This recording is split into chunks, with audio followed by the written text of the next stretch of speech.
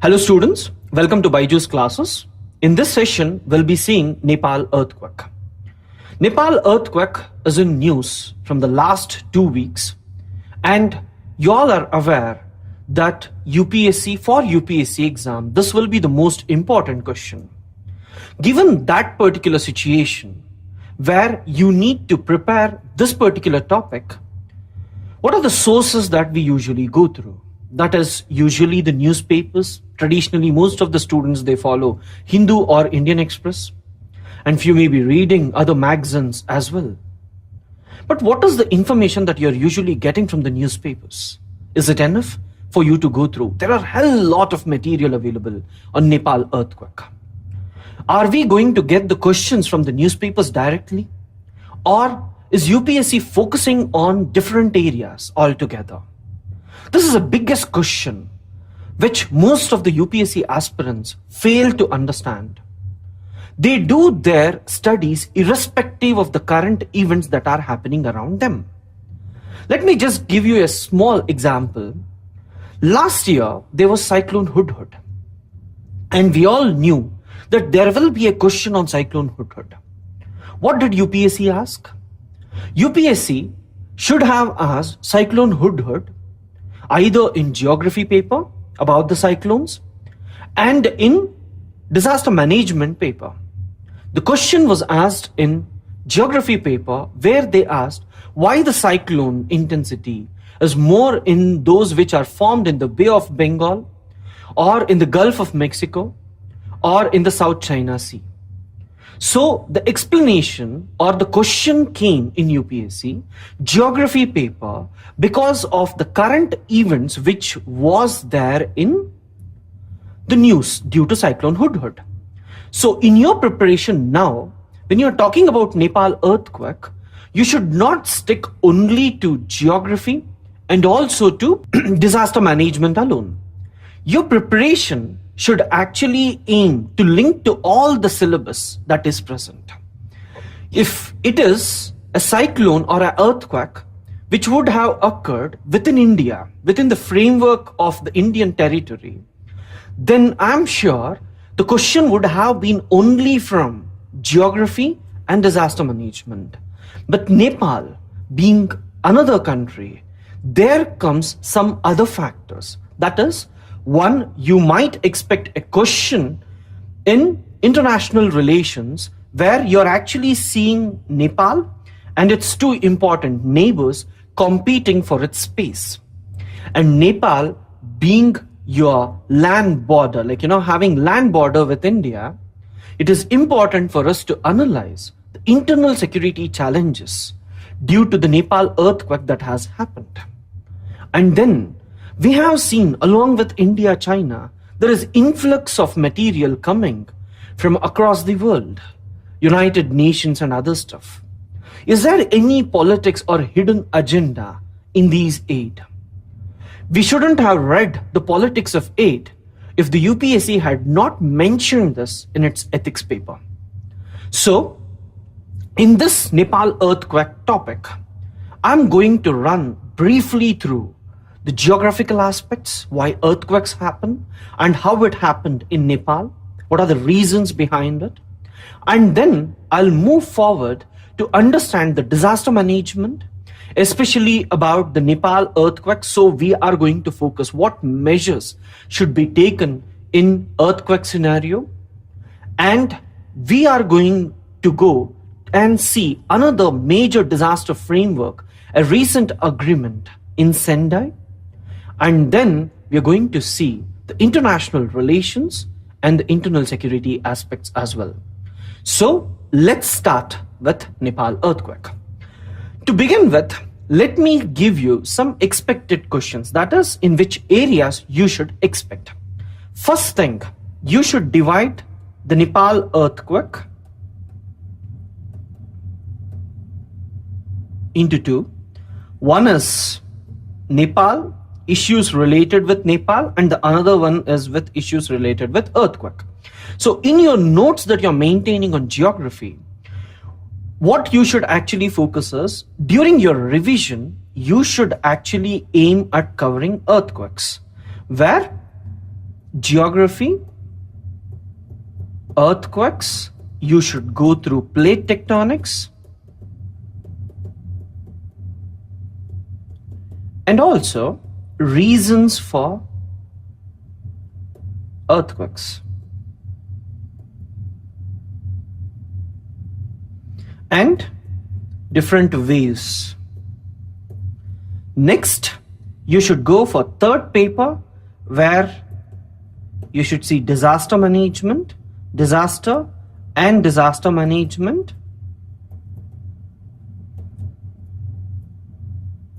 What are the guidelines that the state has given that needs to be followed during the disasters? Even last year, as it was an El Nino year, the question was, what are the guidelines given for drought management, especially during an El Nino and the La Nino year? So questions can be about the guidelines, which we'll be seeing. And then in the same disaster management, you may also get the Sendai conference on disaster management. On disaster management. Along with this, following this in third paper, you have internal security, where in internal security, you need to focus upon various internal security threats due to the Nepal, and also in this present scenario, what are the different problems that you are seeing in Nepal. Third important aspect is in your second paper, international relations, which is India-centric. Wherever you see about Indian aid or India's role, immediately it is followed by India and China. So, India and Chinese relationship, or how India and China is competing for its space in Nepal, is an important question which you may expect in this topic. Then, the other important question which is expected in ethics paper but can be asked in other areas as well is politics of aid. Because the ethics paper, or if you see the syllabus, there you see politics of humanitarian aid or politics of aid. So, Nepal earthquake should not be seen in isolation. Most of the students would have completed geography, where you would have read earthquakes, plate tectonics, reasons, waves, all this. You would have read disaster management. You would have read internal security and international relations as well. But a teacher, while he's teaching geography, he'll be focusing only on earthquakes because he cannot predict that earthquakes is going to happen in Nepal and the questions will be around earthquakes. So this is where the sessions like this will help you to recognize how to connect the topics with different issues that you have learned. UPSC will never ask you Nepal earthquake at all. In the question, there won't be Nepal earthquake at all. They will indirectly pose the question which is similar to Nepal earthquake. So we know most of the students who are preparing, this is the last times of their preparation. So when you are taking geography, give more stress, especially the last 30 days of your preparation where you need to revise more and more. The more time should be usually allocated to those areas which may be a probable question. So to help our students, the Byju's classes has actually thought of giving you these videos regularly so that the gap between the institute and the students are minimized and the students are able to write or prepare well and compete with other students in a better way. Just imagine 15 days before exam, if you have prepared earthquakes better, and if a question come in the examination hall, don't you think you will be well prepared and the time that you take to write the answer for this question will be less when compared to other students. So the ultimate ambition of these videos is to minimize the efforts that you are putting so that by linking with those which you have already read and just by connecting it through these lectures, you will be able to recognize the questions faster. Don't prepare the questions just based on the newspaper. Don't segregate or don't exclude your current affairs preparation from the traditional questions that you're getting. In your 4 papers or 5 papers, they have not exclusively mentioned current affairs. The current affairs is included or inclusive of the syllabus that is present. The only challenge that is in front of the students is to recognize the right question. So now, after recognizing these, let us move and see why earthquakes are usually happening. So in geography paper, when earthquakes come, let me just begin and explain, give you a brief understanding of how earthquakes happen in just 5 minutes. So when I take earthquakes, you're all aware that the earth was made up of 2 large bodies, one oceanic, another one continental, which the oceanic was known as Panthalissa and the continental was known as Pangaea. So this was Pangaea and this was Panthalissa. So this Pangaea was again divided into 2, Laurasia and Gondwana land. In between this came the Tethys Sea. So this entire structure of Pangaea was divided into 2, Laurasia and Gondwana, due to some internal mechanisms which happened, especially in the asthenosphere. If you have the crust and if you have an asthenosphere which is molten and relatively denser, the radioactive materials or the heat that is generated usually flow across these regions, and they usually melt or weaken this particular structure. Over a period of time, the ruptures develop in these regions and the crust is divided into several plates. If you see the plates, you have 6 major plates and there are several minor plates. So these 6 major plates or minor plates are divided into 2 types. One is known as continental plate, if continents form the major portion of the plate, and the other one is known as oceanic plate, when ocean forms the major portion of this plate. If you take the Pacific plate, it is a typical example of your oceanic plate, and if you take Eurasian plate or North American plate, it is a typical example of a continental plate. Oceanic plate, being denser, usually is heavier, and the continental plate is less heavier. And these plates, they move due to the movement of the magma or the movement that is present in the asthenosphere.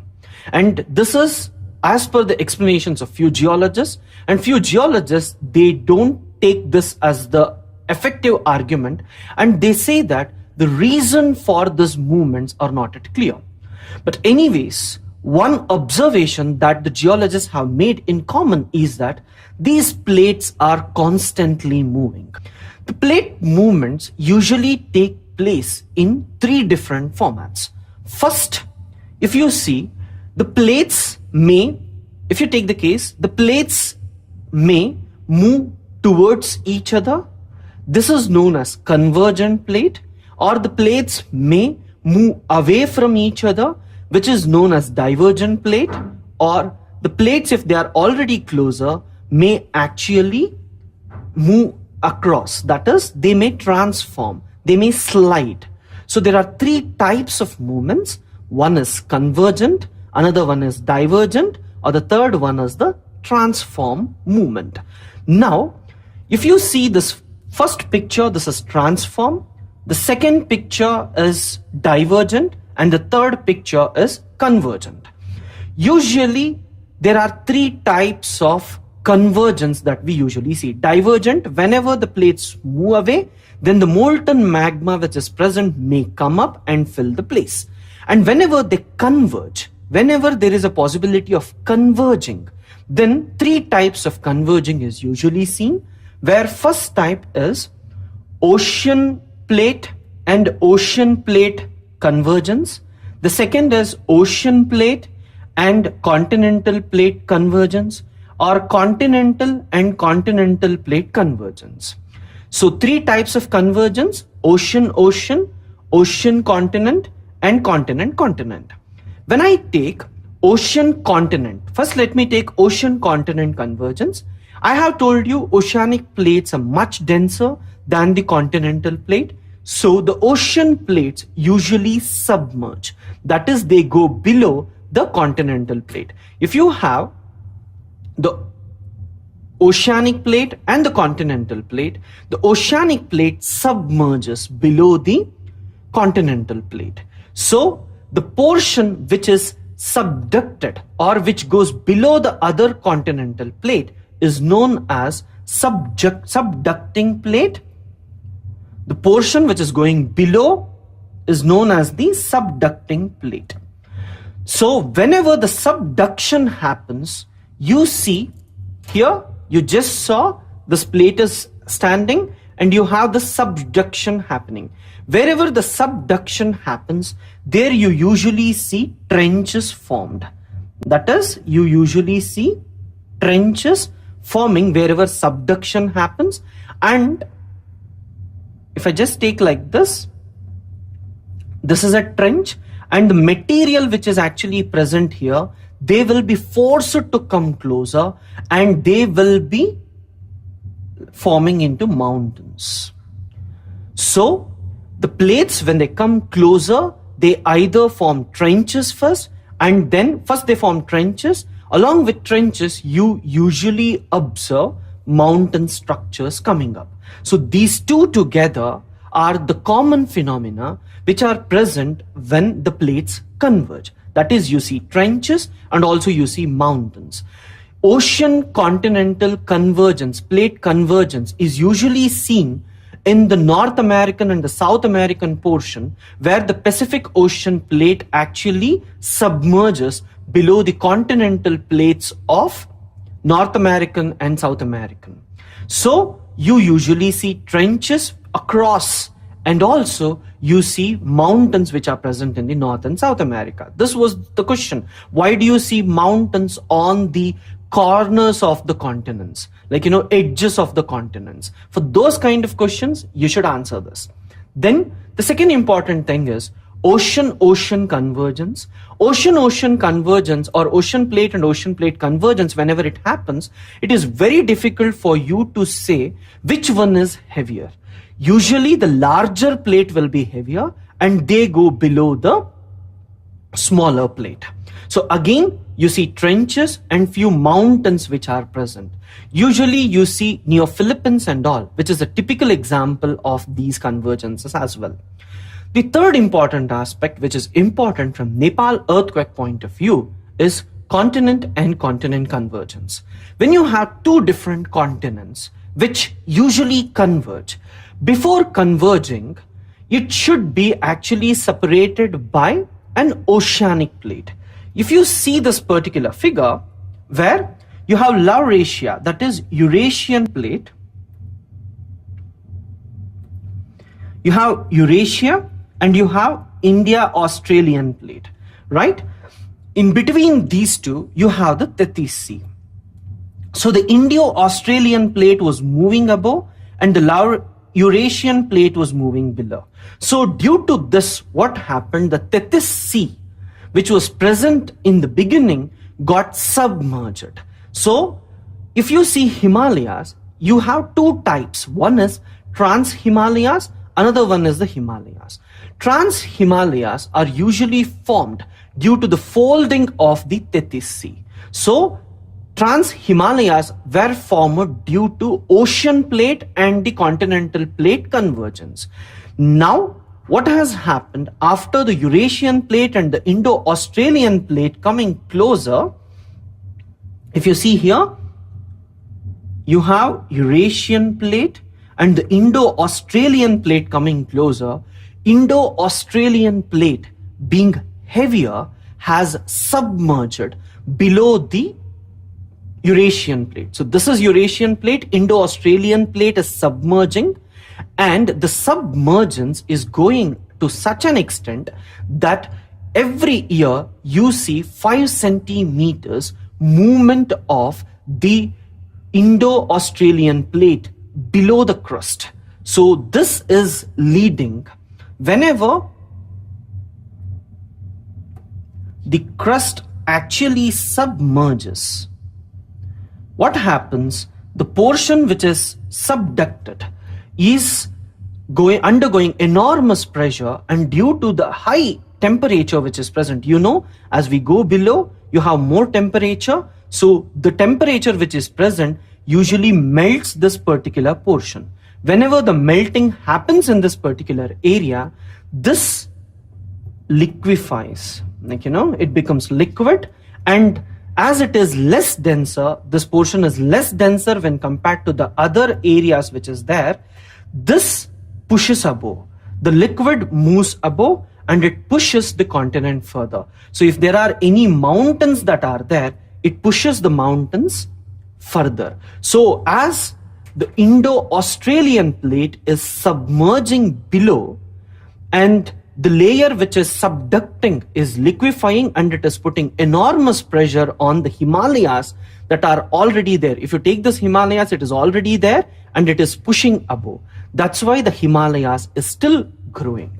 So after understanding 3 types of movement, that is divergent, convergent and transform movement, what we should observe is where this movement actually take place. These movements are actually happening near the faults.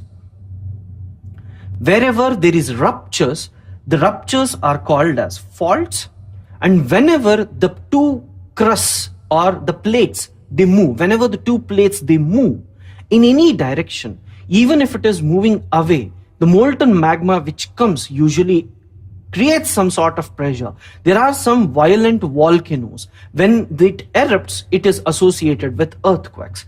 The same way, along the faults, whenever the movement usually happens, then you usually identify vibrations across. So along this line, whenever the movement happens, along the faults, whenever the movement happens, you usually observe the vibrations moving in all directions. So the place where the touch happens or the vibrations start is known as the focus, and immediately above that particular place, that is, if you have Earth and if this is the focus, right angle will be the epicenter. So in the Nepal earthquake, Kathmandu was the epicenter. So Kathmandu being the capital and also the major city of Nepal, more devastation was seen. And wherever you have capital cities, more density of population will be there. And whenever it is associated with phenomena like earthquakes and all, then the disruption of these cities will be more. So Nepal had to face a disaster much severe than expected, was mainly due to the devastation which happened at Kathmandu and around. So you actually saw the phenomena where the focus was below Kathmandu and it was shallow. Whenever you see newspaper, you should understand the terms, because UPSC basically focuses on the questions based upon the terms which are present. So they may simply ask you in prelims, like, what is a shallow focus earthquake? Or what are the impacts of shallow focus earthquakes? Because terminology based questions are also part of prelims. So please be careful. Focus, based on the focus, earthquakes are divided into 3. Deep focus earthquake,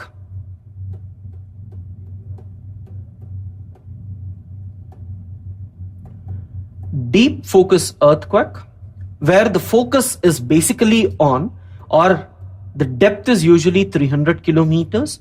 The reason for this earthquakes are not known. Then you have intermediate focus earthquake,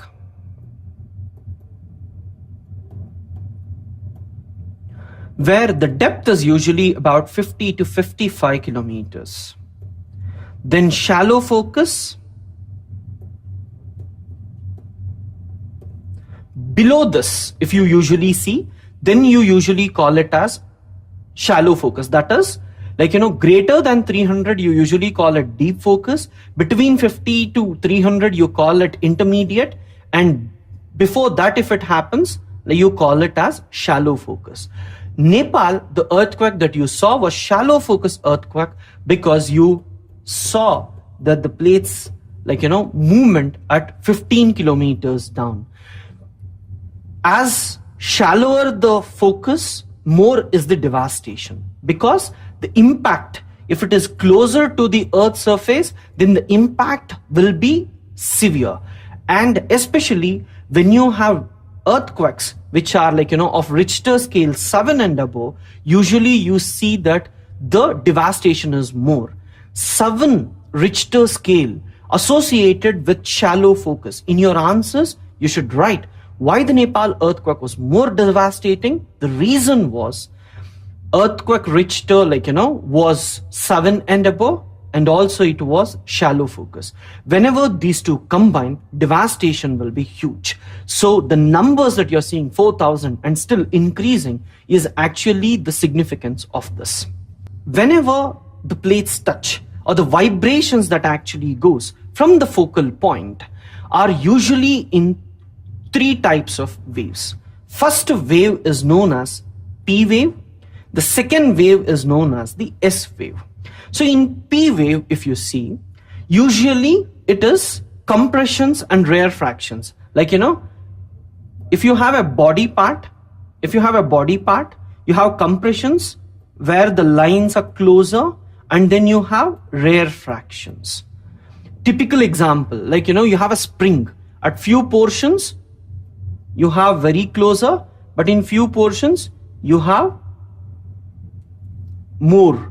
Compression and rarefaction is usually seen in this movements.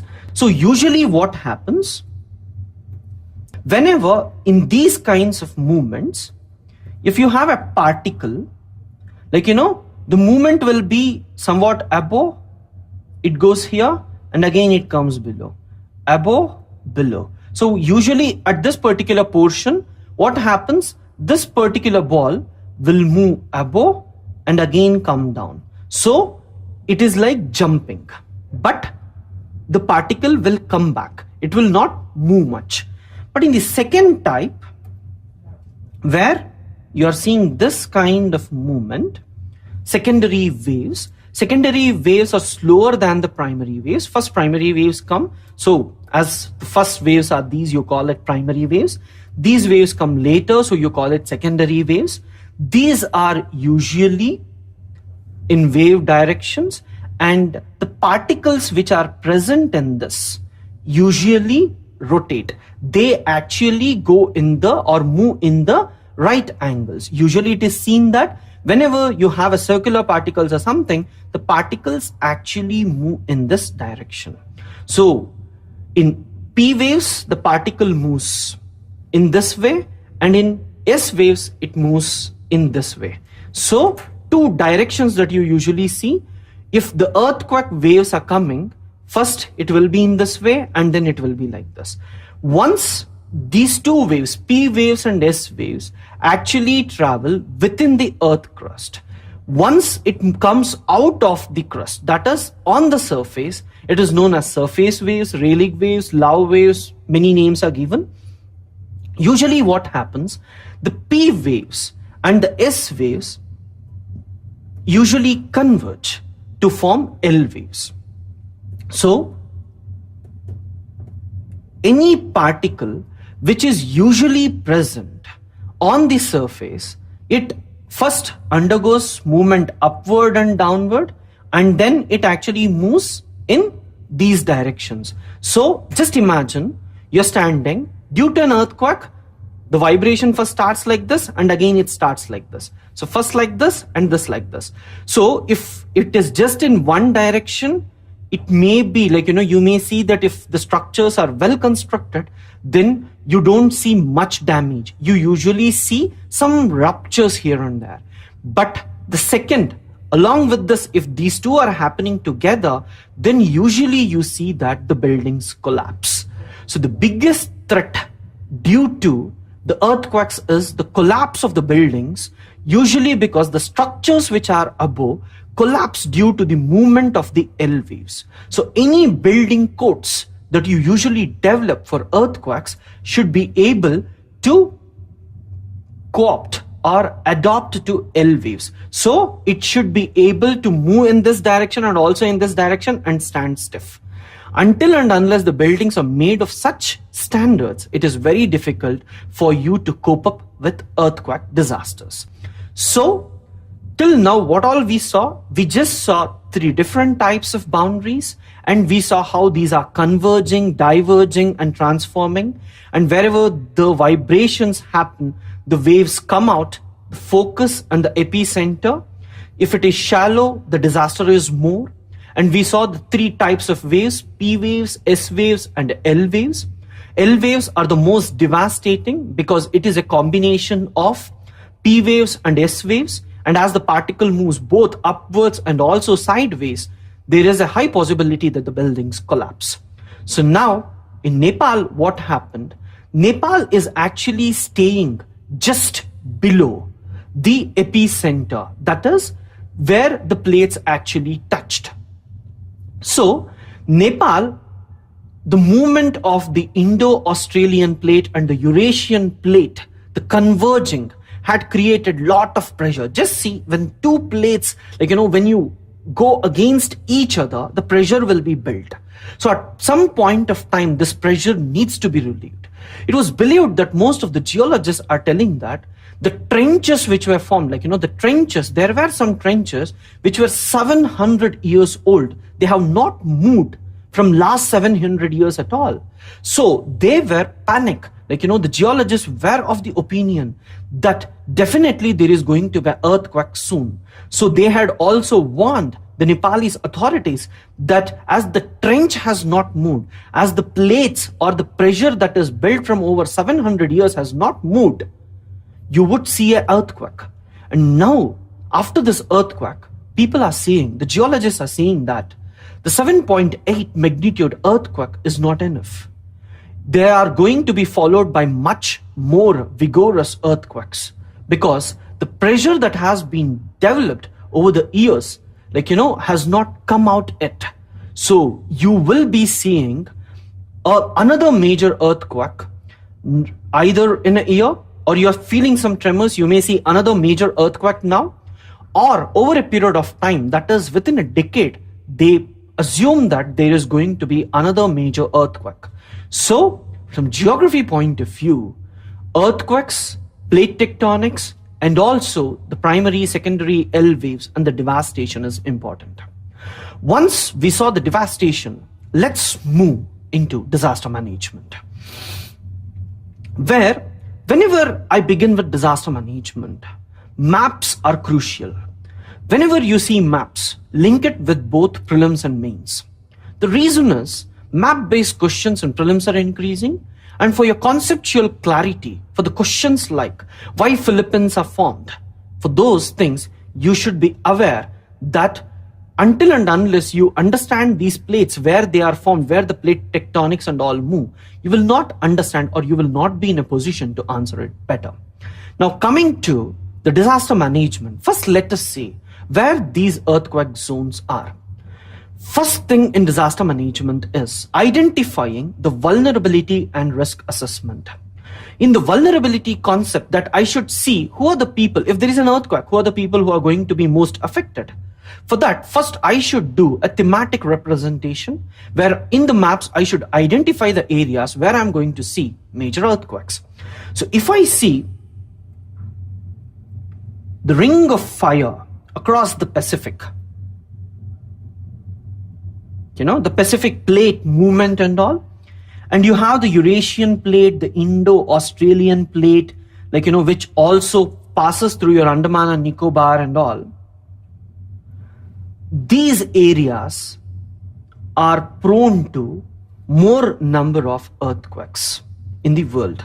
So if you see Nepal, it is actually coming under this zone.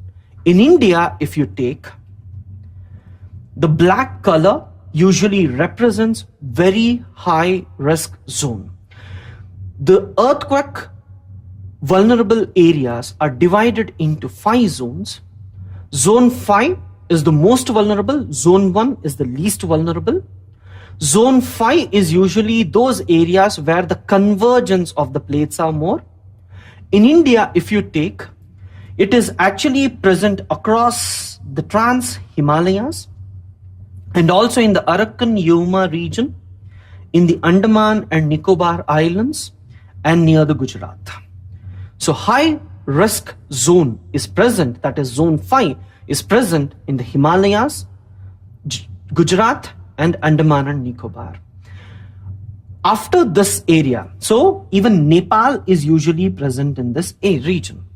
Whenever the ruptures or vibrations spread, usually if it is above 7, the vibrations are also seen or spread across the country. So after zone 5, high vulnerable, immediate devastation, where exactly you see the vulnerability is beyond zone 5, which is known as zone 4. It spreads for across 100 to 150 kilometers from zone 5, which you usually see, in prelims, there may be a question for you. They may give you an atlas map and mark these areas and ask you to say which is zone 5, which is zone 4 and zone 3, which is vulnerability mapping. So zone 5, after that 100 to 150 kilometers face some sort of vibration where there is a possibility that huge structures may fall. If the buildings are not constructed as per the codes that are given, which are earthquake proof, then you usually see that the buildings may collapse even in zone 4. And further, zone 3 is less vulnerable. Zone 2 is there will be minute shakings that you see that, yes, I felt the tremor. That's it. And zone 1, least or negligible. So if you take India, you have zone 3, which is 150 or 200 kilometers from zone 4. And then you usually see zone 2, which is low risk zone, where vibrations are felt. Usually this is there in Rajasthan and upper portions of Madhya Pradesh. You see in the Maidan region of Karnataka and Andhra Pradesh, where you have few portions of Telangana and Rayalaseema, and it is present across lower reaches of Chhattisgarh and also Odisha. So these are the regions which are prone to less disasters. That is where you see minimum impact of earthquakes. So the questions in UPSC can be, you are a district administrator in earthquake prone area or in zone 5 or in zone 4. What are the measures that you take? Or they may give you, you are a district administrator in the Himalayan district. What are the different disasters you're going to face? What measures do you usually take? So you should be careful. Once the zonation is clear, then you will be understanding what type of disaster they are actually expecting you to answer. Then let's move to disaster management. There are some specific guidelines given by the National Disaster Management Authority for earthquakes. So these are divided into 6 pillars. So for earthquake management, the 6 pillars or the guidelines that you should follow being a district administrator is that ensure the incorporation of earthquake resistant design features for the construction of new structures. This is a preventive measure where if you know that earthquake prone area, it is a vulnerable area, then you should actually allow the building structures with new design, which is capable of withstanding the L waves. Facilitate selective strengthening and seismic retrofitting of existing priority and lifeline structures in earthquake prone areas. That means the focus here is in mitigation. If there are already structures present, then seismic retrofitting, that is actually building the or changing the building structure in such a format that it is capable of withstanding earthquakes. Improve the compliance regime. See, you have a lot of building codes and all. You should monitor that these things are implemented carefully.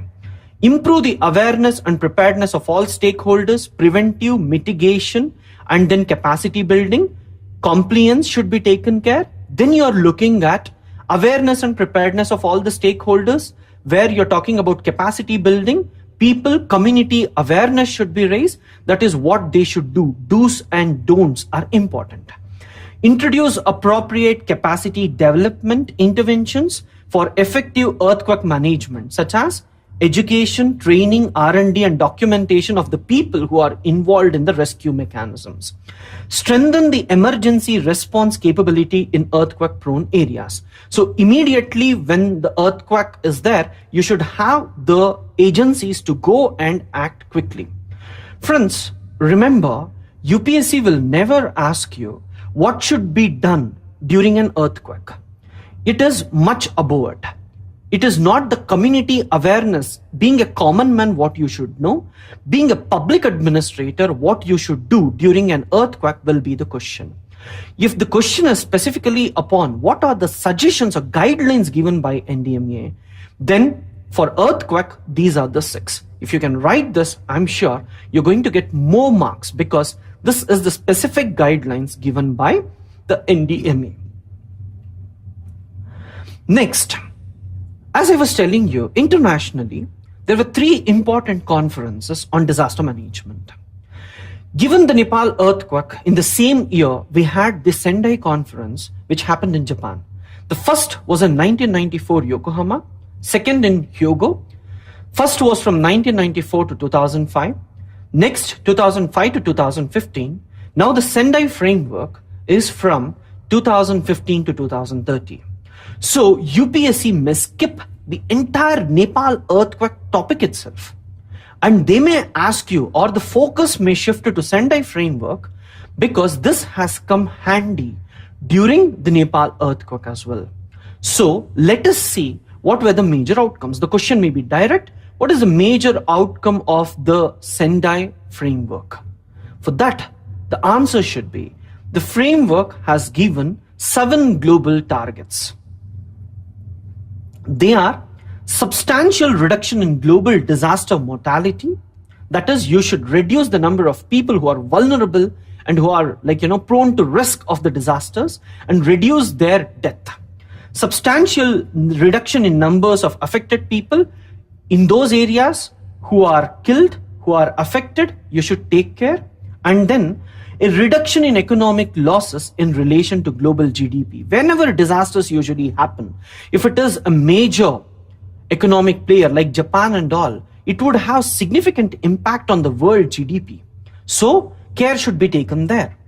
Then substantial reduction in disaster damage to critical infrastructure and disruption of basic services, including health and educational facilities. Care should be taken because in Japan, last time when there was tsunami, earthquake and all, you usually saw that the nuclear reactors were also affected, which led to a nuclear accident. So care should be taken that whenever earthquakes or something happens, the critical infrastructure is protected. And also the basic facilities, that is the hospitals, should be disaster proof. Care should be taken in this as well. Then a risk increase in the number of countries with national and local risk reduction strategies by 2020. There are several countries in the world which do not have the local mechanism to fight the disasters. So you should empower all the states. You should ensure that all states have this national disaster management in their respective territories as well. Enhanced international cooperation. Several developed countries, many countries like Japan and all, where earthquake is a regular phenomenon, they see tremors regularly.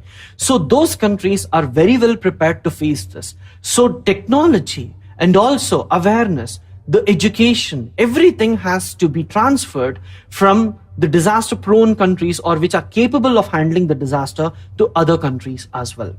Then increased access to multi-hazard early warning systems and disaster response information and assessments. That is, early warnings and others needs to be improved. So these were some of the targets of the Sendai framework. After seeing these, we saw geography and disaster management. Now let's move to internal security issues.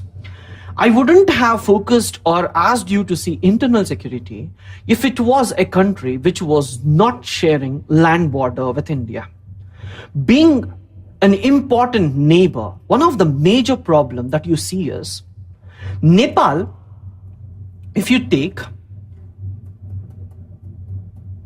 has an open border with India. When I say open border, it is free movement is available. When I say porous border with Bangladesh and all, we call it porous border. The reason being, people, if they want to travel across the country, then they should take visas and all, but most of the people, they migrate on both sides illegally. In Nepal, there is no need of any visa or anything. People can easily come. So it is usually open border. In the open border, who is actually monitoring? It is BSF and SSP. Whenever you see the Nepal, the fund and all is going, you also see the National Security Advisor is also going there. Before the Nepal earthquake also, we had some security threats due to this open border. Yasin Bhatkal, he was actually caught in the Indo-Nepal border. He was a terrorist. So he was caught in the Indo-Nepal border. After the terror activities, they used to move to different countries. They used to enter into Nepal, and from there they used to enter into different countries. So whenever the influx usually happen, whenever the people like Yasin Bhatkal usually move across, then the security threat is more. Internal security, we have seen in the class as well, that whenever we talk about internal security, it is the four important components that you should see. One is people, second is arms, money, training,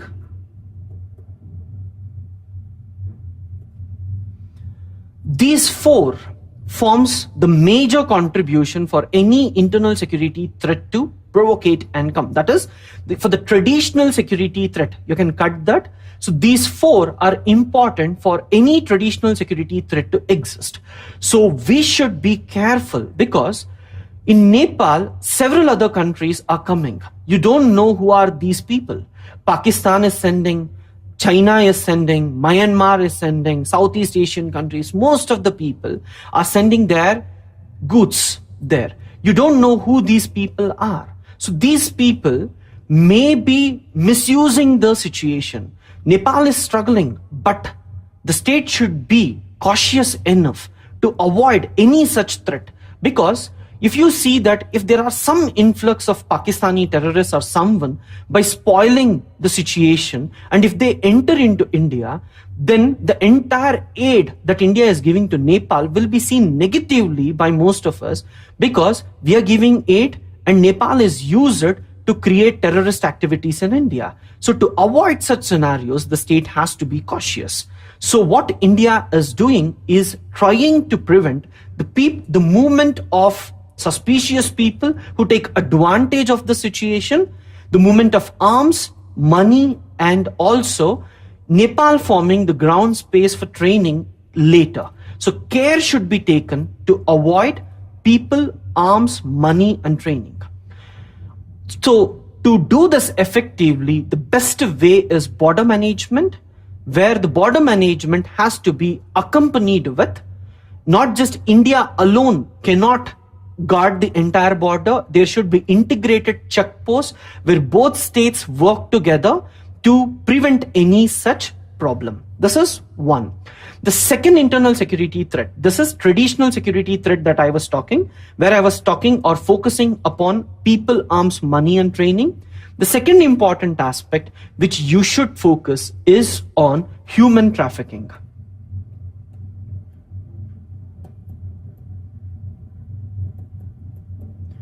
The biggest challenge in Nepal today is lot of human trafficking is happening. You will read so many articles on human trafficking in Nepal. Most of the South Asian countries, almost all the South Asian countries are prone to human trafficking much. Nepal and Bangladesh are prone much more than other countries. So given the scenario, the traffickers are increasing, the pressure of these traffickers are increasing in Nepal. So you should take care that the innocent people in this region are not prone or not hijacked by these people. They will say that the traffickers may say that the buildings are collapsed, you have lost your economic opportunity, we will give you some economic opportunities in other countries. So they may take them. Trafficking usually happens in the name of money, job opportunities and all. So care should be taken that human trafficking is avoided in this scenario. So one is internal security and the second is regarding the human trafficking issue. The other important aspect which we should see is international relations, where we should take India and China. In 2014, China has overtaken India as an important foreign direct investor in Nepal. So China is the largest investor. India has traditionally neglected Nepal. Though we have very good relations, but India's interaction with Nepal was limited to bureaucracies. It was the first time, in 17 years, you saw Narendra Modi entering. So that is a big issue. You should take care that when the China's influence is increasing in Nepal, care should be taken that India should not be left behind. How is China planning to increase its interactions with Nepal? The first thing is through aid. 4 types usually you see. One is, which is common to both, one is growth. Second is foreign direct investment. Third is aid. And fourth is migration. How countries influence? So China and India have participated in the growth of Nepal by contributing in especially the construction of dams and all. But China has increased its FDI. Especially China is building 8-lane highways in Nepal for the first time. And they have also invested in constructing dams. And now both these countries are competing to give aid to Nepal. The reason is, through aid, they want to appease the local people and increase the soft power. The major difference between Indian aid and Chinese aid, not just in Nepal but in across the world, is India usually go for non-monetary aid, where they give scholarships, education, technical assistance, training and all.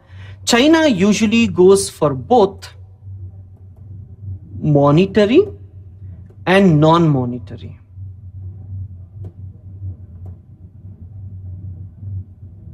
That is, they help in constructing of dams, roads, railways and all. Along with India, they also go for non-monetary, that is providing scholarships and all. So internationally, you should observe in the newspapers where how India and China are competing for space in Nepal. The reason why I'm asking is, just type Indian aid in Google. What you observe is India and Chinese competing aid. So the question may be indirectly asked about India and Chinese role in Nepal and what is the impact of that. Next, we should focus an important topic, that is politics of aid, which is a topic both in ethics and also you may get in international relations. What do you understand by politics of aid? 1950s, 60s, during that time, the politics of aid was actually between US and USSR. US through Marshall Plan and all, you would have read in world history, through Marshall Plan and all had funded to Europe to avoid Soviet Union influence on the Western European countries. So at that point of time, aid was usually given for the political ambitions. But now, if you see, aid is given in the name of austerity. One, they say we are giving because we want to be good with that country. Second, aid is given for the political gains. People say, NGOs and all say, please don't combine aid and politics. But any country, if it has to give aid, that is the money, taxpayers' money to another country, then remember that they should actually go for this. The major difference that you see in the politics of aid in the world is two. One, the Western aid. The other is Chinese or Indian aid. Western aid based on good governance. Like, if there is a project and if that project is creating human rights violation, then Western aid doesn't go there. Here, if you take China, the major problem with China is that Chinese will give their aid only if you go for one China policy. That is, you should recognize that Taiwan is part of China. Then only you usually see that Chinese aid comes. Recently in newspaper you would have seen Nepal said no to Taiwan aid separately. The reason was, if you have to get any aid from China, then you should stick to one China policy. So when you see the basic difference between the Western aid and the Indian aid or the Eastern aid, which you call today, the West, if you take IMF, World Bank and all, they are usually based upon the good governance. Good governance, if there is human rights violation and all, if you're actually funding a hydropower project, okay, and if there is lot of people who are displaced due to that particular project, then the West usually do not give the aid there. Or they say that there is human rights violation and take back the aid. Even if the aid is given, they take back it. Even for the development projects, they do this. But Chinese and India, whenever they give aid, they don't see these clauses. But if you take Chinese specifically, Chinese only clause is that they say you should agree for one China policy. So it's important for us to distinguish. India, even though it gives, it doesn't attaches any clauses there. But India is usually going for non-monetary aid. The politics of aid that you see should not be seen only in Nepal. The question on politics of aid may not come only from paper 4, but it may also be there in international relations. So the questions like Chinese increasing role in Africa, what should India do to counter it and all? For those things, you should have clarity. That is, you should write how Indian aid is different from Chinese aid. India goes for non-monetary benefits usually, and China goes for monetary benefits. So if you can actually manage these kinds of issues, then I'm sure the answers you write will be much better than most of the students. So the questions on politics of aid may come either in paper 4 or in paper 2.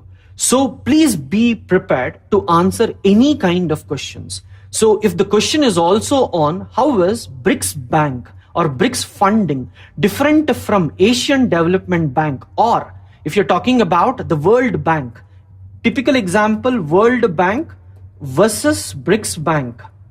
So if these kind of questions come, the politics of aid also needs to be incorporated.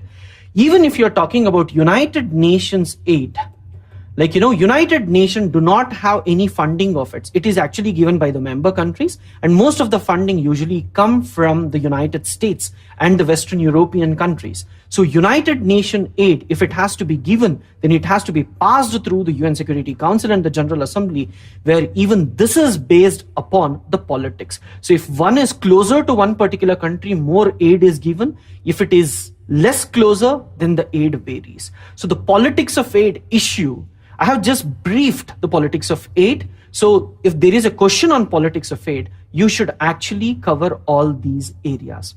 So dear friends, what all did we see?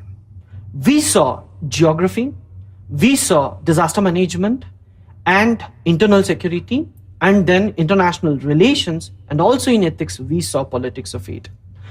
Given the short time, I have just brushed through all these. In the topics that are there, you can go in detail and recollect it.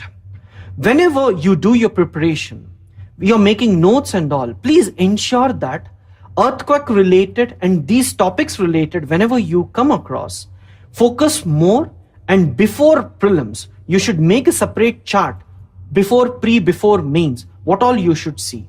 First thing before prelims in geography, you should see Nepal, and the states which are surrounding Nepal, that is map based question, and the places in Nepal from east to west or west to east you should go through and remember.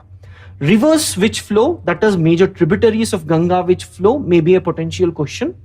And then second thing is you may get during mains, like, revision of this is much more important. So with this, we'll end Nepal earthquake. Whenever we take other topics, we try to link with other issues as well. Thank you.